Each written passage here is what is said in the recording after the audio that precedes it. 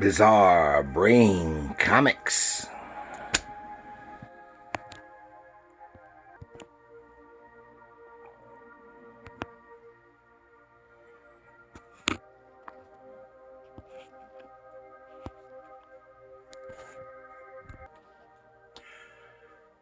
Hello, my comic book friends, and welcome to Bizarre Brain Comics. I'm Gary, your host. This is where I like to take a look at some older comics, talk a little bit about the characters and creators, and examine the stories and the art. This time, I'm going to take a little look at the Savage Dragon. In this case, this is a book from Free Comic Book from Free Comic Book Day 2015. Savage Dragon Legacy. This is the happens to be the only book of Savage Dragon that I've got. I have had some in the past because I remember reading a few back in the 90s. I enjoyed it, but it just I couldn't keep up. There would have been too many things to read, and it was. But from all those characters from Image, when Image first boomed and stuff, it's the only character I really liked. And because I read some of Spawn, and I can't even remember most of the others. They came and went, and nobody cared. And I don't understand why Spawn is so popular. It was so horribly written, but I did like the Spawn movie. But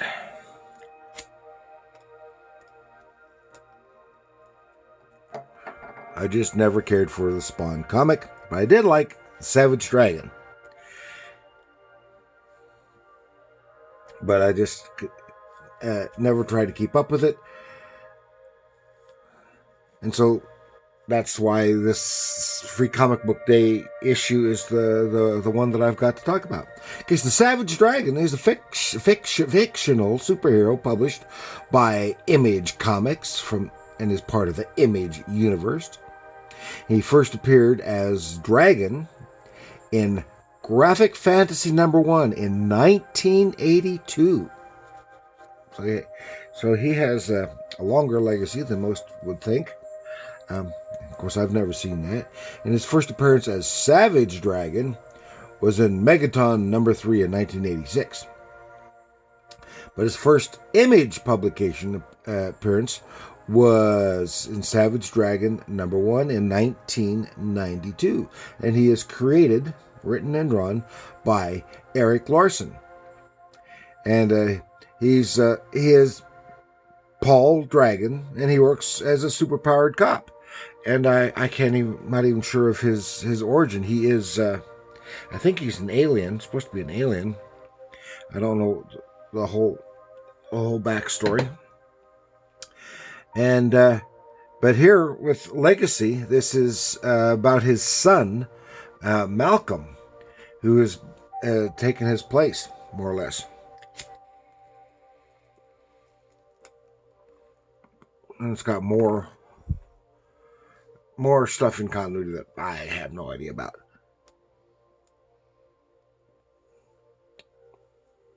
And to be perfectly honest, I've never read much of Erik Larsen's stuff. I know there's some stuff that I have seen. I just don't remember it specifically. But overall, I haven't seen much of Erik Larsen's stuff other than his Savage Dragon.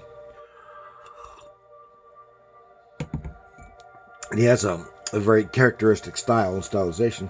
Okay, and Erik Larsen was born in 1962. He's an American comic book artist, writer, and publisher, and he is the current chief financial officer for Image. He acquired some notoriety in the 90s with his artwork on Spider-Man, and he was one of the founding members of Image Comics and launched Savage Dragon, which is one of the longest running creator-owned superhero comics series. And because I think it's been in continuous publication for 30 years.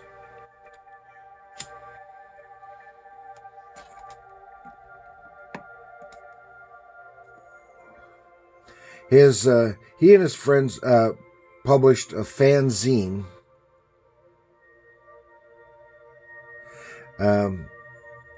which first published his character. That was the what was the title of that? Graphic fantasy, which first published his character, and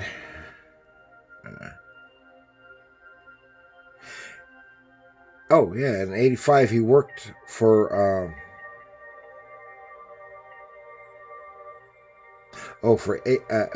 American Comics on the DNA Agents and some other stuff at Eclipsed. Then he worked for a while at DC. But I am just other than his dragon stuff, I'm not familiar with. And as I said, I know I've seen his work. I just was not familiar with him at that time.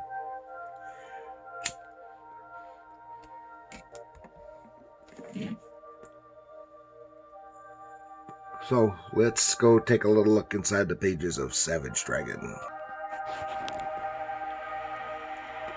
Yep, there you can see the cover. Erik Larsen's work. Powerful and dynamic and kind of booming. And it starts off very booming, right in the middle of battle.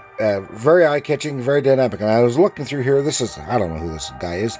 They're just beating the crap out of him. And this is Malcolm Dragon's first day. He's half human, half alien. This is his first day on the job as a cop in Chicago. Boom, boom, boom, and if you since I've been going through a lot of the Kirby stuff here recently, Jack Kirby, I really see a lot of the Jack Kirby influence in his art and visual storytelling and his dynamism. So look at that. It's very, very dynamic, very eye-catching, and it's pound, pound, pound, fight, fight, fight, fight, fight, fight. Oh, there's either the corpses or incapacitated, injured people that this creepy-looking guy has laid low, and almost does the same to Malcolm Dragon. Blam, blam, crash, boom. Fight, fight, fight. Fight, fight, fight. Right into the police car. The other cops around there. They start shooting at him, and for all the good it does. So Malcolm picks up that car and tosses it at him. Then follows that up with a couple of haymakers. And bam, bam, bam. And you can see what I mean by his very Kirby-esque dynamic fight scenes. Just bam, bam, bam. Very dynamic and very Kirby-esque. And I know I keep saying that, but it's true. And it'll show a little later his art style is also, just in general, is somewhat similar to Kirby. But one thing I want to point out here, okay, you took out that bad guy, now they're hauling him away, and then you can see the fatigue in Malcolm's face here. It says, "You okay, kid?" He's got to rest. Brandon, his shirt is all torn to shreds. And this is his first day. These kids recognize him from the neighborhood. Now, I'll get a good view of his physique. Applause going in there, and talking heads. So here's, you can see a good view of his physique. Now, Larsen's style is very, it is stylized. It is kind of cartoonish and realistic. And you can see the way he draws Dragon here it's really pushing the bounds, and so that he looks like a caricature cartoon image of a big muscular man like the bodybuilders. And by that I mean the ridiculously broad shoulders and size of the biceps, upper arm, whole overdevelopment, the upper body, and then itty bitty twig legs. Of course, he's still incredibly strong, and his legs are very muscular. But it's at the point of caricature. And you can see that in some of his rather human characters too, like the fellow who's speaking to him. You can see a better image of that guy right here. He's obviously a cartoonish character. But Talking Heads, it's some interesting back and forth to make the thing readable. Here he is going to prison to see his father, because there's some backstory which I don't know much about. I wonder why his dad is no longer big and muscular like himself. I don't know. I really don't care. But I did enjoy this story. They're talking heads, but again, made it visually interesting. Then boom, right back into the fray. Sometime later, into the fray, some other weird supervillain. Bam, bam, bam. Pow, pow, pow. Fight, fight, fight. Take him down, and you can see the comparison.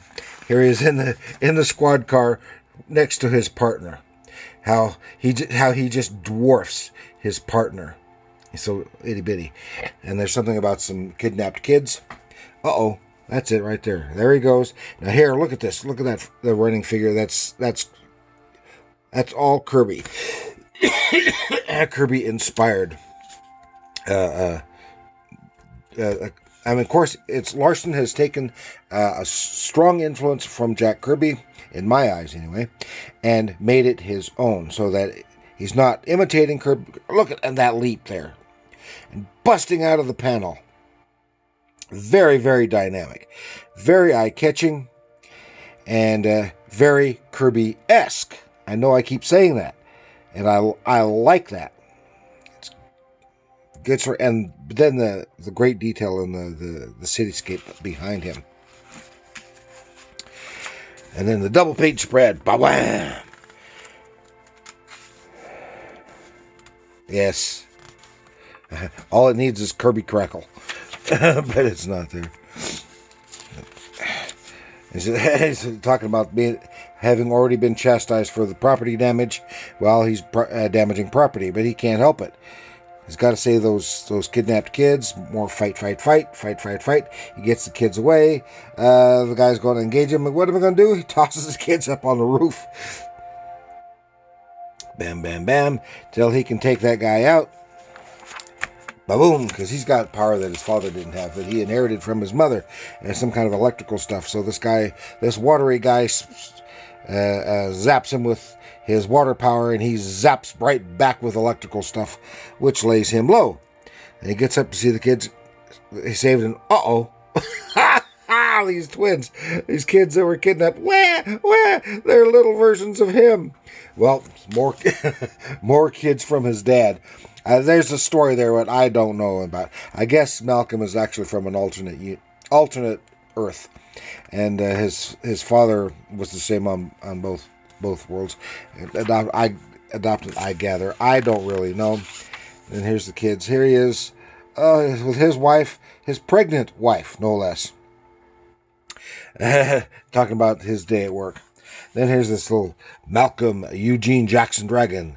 If this be Doomsday, and it is Doomsday. Here you got the Iron Man on his Malcolm's. This is little Malcolm right here, little Malcolm, on his own world, own version of Earth beforehand, and this is their version of Iron Man, all these other superheroes, and their version of Galactus taking out the world. Now look at this. How I noticed it, of course, a little for the size comparisons, but the giant, super giant figure has the very massive, dark, bold outlines like that, which really helps convey the size and massiveness. Now, the thinner lines could not convey the sheer weight and massiveness nearly as well of that figure as it does here. And that's really why I wanted to show that here. Then the Earth is big. Then the Earth is being destroyed. He's sucking all the energy out, and Malcolm and his friends are tossed into all the superheroes sacrificing themselves. Boom, boom. They're getting fried. The whole world, kabooey! Meanwhile, Malcolm and his friends and some others were sent into a limbo where they are later, I gather, saved and conveyed to the regular image Earth. And that's it. It's quick, in a nutshell, it's a quick, fun read. I like the Larsen art. I like his pacing, his visual storytelling, and of course, you need to have been a regular reader to know all the backstory. But I got enough of the backstory so that it didn't hinder my enjoyment of reading this. So it is fun. If you want to read some Savage Dragon stuff, I encourage it. That's what this is to be a jumping on point to the title. And I think it worked in that respect. And so thank you for joining me. Please like, share, subscribe. Leave a comment. Please leave me some comments. What do you think of the Savage Dragon? Do you like the original dragon? Do you like the Malcolm dragon? And what do you know about the two? Because I don't know much. Have you followed it all these years? And maybe you don't like Savage Dragon. I don't know. Let me know. And if you do, why? Come on. Give me some info. And remember, comics are art.